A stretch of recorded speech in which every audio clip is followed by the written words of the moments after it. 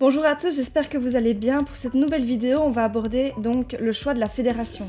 Vous êtes peut-être vous-même en quête de la fédération dans laquelle vous voulez concourir, vous ne savez pas faire le choix, on va regarder comment choisir et quelle fédération vous correspond peut-être le mieux. Ou alors vous êtes simplement un pur passionné et vous allez découvrir quelle est selon vous la meilleure fédération, IFBB, NPC, WBFF. Voilà, donc il y a plein de multitudes de fédérations. Surtout, restez avec moi, on passe à l'intro et après on aborde tout de suite le sujet. Les deux plus grandes fédérations à l'heure actuelle qui sont connues sont la IFBB et la NPC. Vous avez également d'autres types de fédérations un peu moins connues comme la WBFF, NCOB, WNBB, WBPF, WABBA, NAC, etc., mais qui sont relativement moins connues, bien qu'il y a beaucoup de personnes qui sont aussi dans ce domaine, qui sont excellentes, mais en tout cas en Europe on en entend un petit peu moins parler, bien que le WBFF est quand même relativement représenté aussi, mais ici on va vraiment s'axer sur IFBB, NPC, parce que c'est toujours le grand débat, c'est toujours la grande guerre, à savoir quelle est la meilleure et dans quelle fédération il y a le plus de possibilités de pouvoir évoluer, de pouvoir avoir un avenir. L'IFBB est fondée en 1946 à Montréal, au Canada, par les frères Ben et Joe Wader. L'un des deux frères, d'ailleurs, Joseph, alias Joe, était lui-même culturiste. Ils ont également donné tous deux la vie à deux magazines très connus comme Flex ou Muscle Fitness. En 1965, l'IFBB organise sa première compétition, Mr Olympia. C'est la compétition la plus connue, la plus populaire, celle que tous les bodybuilders aiment regarder, et les passionnés également, mais on reviendra dessus un peu plus tard. De 1946 à 1970, la fédération connaît une croissance rapide grâce à la promotion justement des deux frères. En 1970, l'IFBB compte des représentants dans plus de 50 pays du monde. L'IFBB organise chaque année plus de 2500 compétitions au niveau local, national, régional, continental, ainsi que bien sûr les championnats du monde. La NPC, elle, est fondée en 1982. Donc, en tout premier, vous avez l'IFBB. L'IFBB et par la suite, l'IFBB s'est divisé en NPC. Donc, il y a vraiment la tête IFBB. On va parler de ça en IFBB Pro League / NPC pour certaines compétitions et IFBB officiel pour d'autres compétitions. C'est un vrai melting pot assez compliqué à comprendre, même moi je n'ai pas encore toutes les acquisitions sur le sujet et trouver des infos c'est relativement compliqué, il faut être dans le domaine je pense depuis des années pour bien avoir les fondamentaux de chaque compétition, de savoir comment une compétition a été créée, de quelle compétition, mais vous avez d'autres compétitions également indépendantes qui ne régissent pas, qui ne sont pas régies par des fédérations en tant que telles et qui sont tout à fait reconnues dans le domaine. Alors j'ai pris mes petites notes, bien sûr, je suis quelqu'un de studieux. Au niveau du côté pratique, comment ça se passe? Vous allez faire une compétition, que ce soit IFBB ou NPC, et certaines compétitions sont régionales, où vous n'allez pas gagner forcément de carte pro. Il y a des compétitions qui sont spécialement faites pour tout ce qui est qualifier, donc les pro qualifiers, ou décrocher sa carte pro. Alors ces cartes-là, vous allez devoir la remporter en ayant donc déjà gagné une partie dans votre catégorie. Imaginons vous êtes wellness, il y a différentes catégories, classe A, classe B, classe C, en fonction des tailles, des poids, voilà, ça dépend un peu la catégorie dans laquelle vous êtes. Et par la suite, vous allez avoir ce qu'on appelle un overall. L'overall rassemble tous les gagnants de chaque catégorie et ils vont s'affronter, ils vont simplement être sélectionnés et jugés par rapport à leurs caractéristiques, leur posing, tout ce que vous savez déjà. Et le grand gagnant pourra potentiellement avoir sa carte pro. Il y a différents types de cartes pro et il y a des cartes pro qui permettent d'aller en pro qualifier, de se qualifier pour par exemple l'Olympia, parce que l'Olympia ce n'est pas accessible à tout le monde, ou alors vous avez des cartes pro qui sont on va dire plus faciles d'accès et qui permettent de continuer à concourir en amateur. Donc ça c'est encore deux choses qui sont très particulières, très différentes dans le monde bodybuilding et on va voir tout de suite au niveau des caractéristiques comment choisir sa propre fédération, la fédération qui vous correspondra le mieux. Le premier conseil que j'ai à vous donner sera par rapport à votre localité, là où vous habitez et par rapport à la fédération qui est la plus représentée et par rapport à votre coût aussi. Si vous êtes intéressé par une compétition NPC, mais que vous ne savez pas, vous n'avez pas le budget de pouvoir prendre l'avion, de pouvoir aller à gauche, à droite et de vous déplacer aisément, alors peut-être choisissez une fédération qui pourra être plus facilement représentée dans votre région, qui sera moins loin, où il y aura plus de compétitions. Je sais que sur la Belgique, pour une compétition NPC, c'est assez compliqué d'en trouver. Je pense qu'il n'y en a qu'une seule si je ne me trompe pas. Tandis que IFBB est largement référencé parce qu'il y a une fédération qui s'appelle la BIFBB, qui est la fédération belge de fitness en IFBB. Et là, vous avez une multitude donc, de compétitions qui sont à votre disposition, qui s'ouvrent à vous dans différentes régions en Belgique. En plus, bon, la Belgique n'est pas fort grande, mais si vous êtes dans des pays comme la France ou dans d'autres pays comme l'Espagne, là, il peut y avoir plus de difficultés de se déplacer dans une région ou dans une autre. Et si vous n'avez pas forcément l'argent ou les moyens de pouvoir vous déplacer pour une compétition, moi, ce que je ferai en premier, c'est de regarder quelle est la fédération donc, qui est la plus représentée près de chez vous. Le deuxième conseil, c'est le physique, votre idéal physique et ce vers quoi vous voulez tendre. Alors, si vous avez une base normale et que vous voulez, par exemple, commencer en bikini, c'est tout à fait possible. Par contre, si vous avez un physique qui ressemble à celui-ci et que votre idéal physique serait celui-ci, ça va être beaucoup plus compliqué de rester en bikini, vous allez devoir passer en wellness. Et en plus, entre un wellness IFBB et un wellness NPC, il y a une grande différence aussi au niveau du développement musculaire, au niveau de la sèche.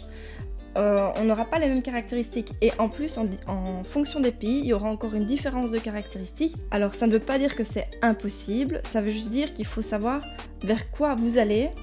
Et que ce physique-là, il faut être tout à fait consciente que ce physique-là ne peut pas se faire uniquement par des moyens naturels.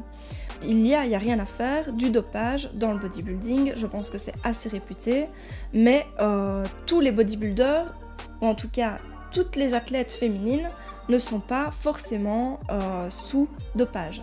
Moi personnellement je n'ai jamais pris de chimie, j'espère ne jamais devoir en prendre parce que ce sont mes valeurs et j'ai envie de rester proche de mes valeurs, je n'ai pas envie de ruiner ma santé par rapport à ça. Certaines fédérations ont effectivement tendance au dopage pour pouvoir parvenir à ces critères.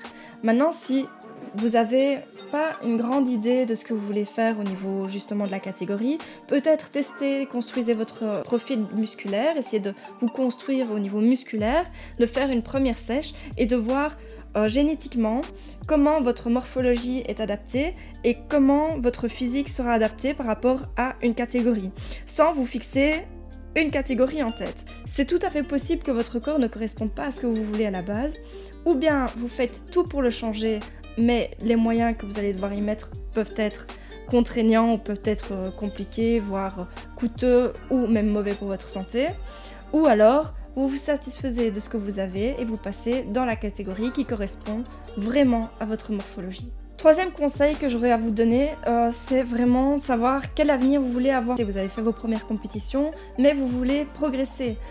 Souvent, c'est le cas de beaucoup d'athlètes, c'est moi-même mon cas.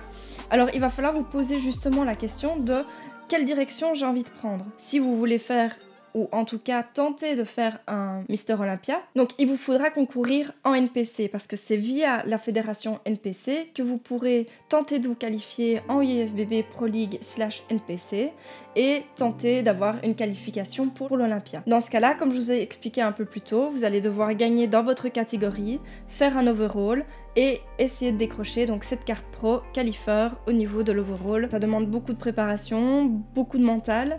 Et moi je vous le souhaite sincèrement parce que c'est toujours un show incroyable, une possibilité d'avenir et de carrière, un visuel absolument top. Maintenant voilà, ça veut dire se déplacer vers le NPC et on enlève du coup la possibilité d'évolution IFBB. Avec l'IFBB, ce que vous pouvez faire en ayant gagné votre carte pro, souvent les cartes pro elles se prennent dans des Diamond Cup ou dans des compétitions un peu plus grosse au niveau national.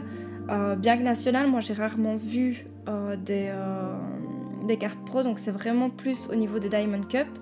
ou alors en championnat vraiment pour les championnats du monde, des choses comme ça, mais souvent ce sont des représentants champions dans leur pays, dans leur nationalité, qui sont envoyés par la fédération. Nos amis ici en Belgique qui nous ont fait un grand honneur au niveau du championnat du monde cette année en 2022 avec des talents incroyables. Je vous mets leur profil ici. Une fois que vous avez décroché votre carte pro en IFBB, vous pouvez continuer à concourir même dans les concours amateurs. Alors est-ce bien, est-ce mal ? Ça, je vous laisse vous-même faire le débat en commentaire, à savoir si vous trouvez que c'est quelque chose de juste ou plutôt quelque chose de totalement injuste pour quelqu'un qui débute et qui au final concourt à côté d'un pro, quelqu'un qui a sa carte pro. Donc simplement, allez-y, discutez-en en commentaire. Avant de vous donner les 2 derniers conseils, je vous demanderai simplement de pouvoir me soutenir et de vous abonner à cette chaîne, de me rejoindre sur Instagram et de partager la vidéo à toute personne qui voudrait potentiellement se lancer dans le culturisme, surtout au niveau catégorie bikini et wellness.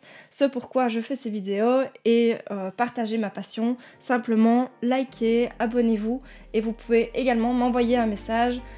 Si vous avez des questions, je suis là pour vous répondre. Comme je le dis souvent, c'est ma passion, moi j'aime partager ça avec vous. Donc c'est parti, on partage et que du love. Le 4e conseil est à savoir si vous voulez ou non justement faire l'usage de produits dopants. Le bodybuilder, il faut pas oublier qu'on ne vit pas de cette passion-là, surtout en Europe. C'est les sponsors qui nous font vivre, ça va pas être spécialement les titres que l'on va remporter quand on va penser à l'avenir de votre corps. Je conseille, renseignez-vous et surtout regardez les effets secondaires de chaque produit à différents dosages.